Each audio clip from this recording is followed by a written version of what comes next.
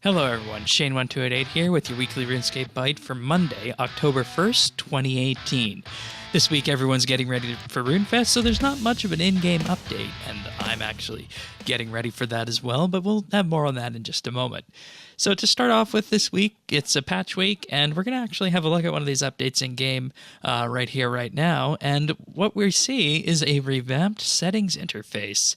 The settings interface is something that we saw prototyped a while back on the live streams when it comes to talking about RS Mobile, and we can see that these have been slowly brought into game here. And basically, what we have now, rather than a whole settings interface full of checkboxes, we have what could effectively be thought of as a list.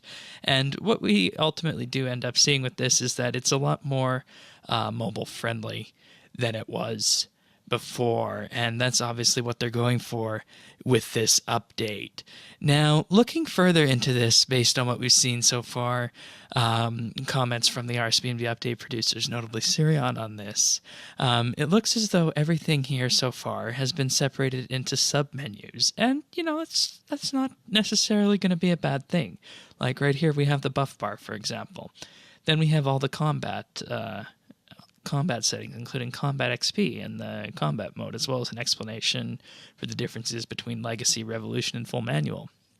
The nice thing, though, about it is that it's consolidated a lot of the settings, such as, if you previously looked at the chat settings interface, you would have to go into the social menu to find that. Now you can see all your chat colors right here in the social settings.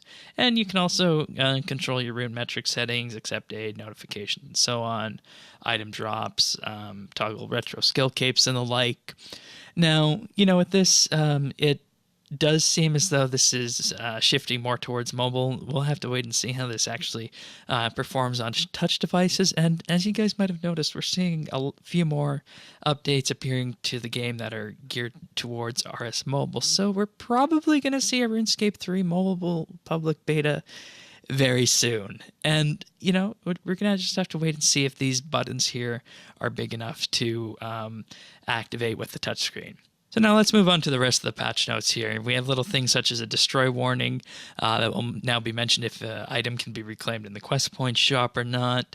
The armor of trials now applies the correct amount of hybrid armor level reduction, which is the side effect of using hybrid armor. But the biggest one out of this bunch is that reward chest from Meg will no longer provide multiple rewards incorrectly.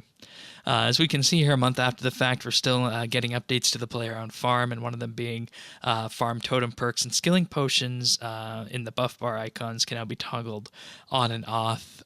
Players can no longer light fires in the player-owned farm pens. Yeah, that's actually something that doesn't make sense why you would be able to do that, but it's been patched. And the farming skill guide will now correctly show fragment rates at level 120 farming. And for those of you hunting RuneScore, RuneScore is now correctly rewarded for player-owned farm achievements. Also this week, following the keyring update, the new key for Morning's End Part 2 can be reobtained for players that don't have it on the keyring. Evil Dave's spellbook can now store 1,000 of each Watchtower, Camelot, Falador, Ardoyan, Lumbridge, and Varrock chip teleport tablets, and can now be equipped in the pocket slots. We don't normally think about teleporting, but I have a feeling this is a big one. And added climb top and climb bottom options to the lighthouse and windmills that ultimately have 3 floors. Now, with this, we see also a bunch of mobile fixes here that furthers the idea that we're going to see a mobile beta for RuneScape 3 sooner rather than later. Also, we have one here that says players with certain construction level requirements will no longer disconnect when attempting to enter a house on a free-to-play world.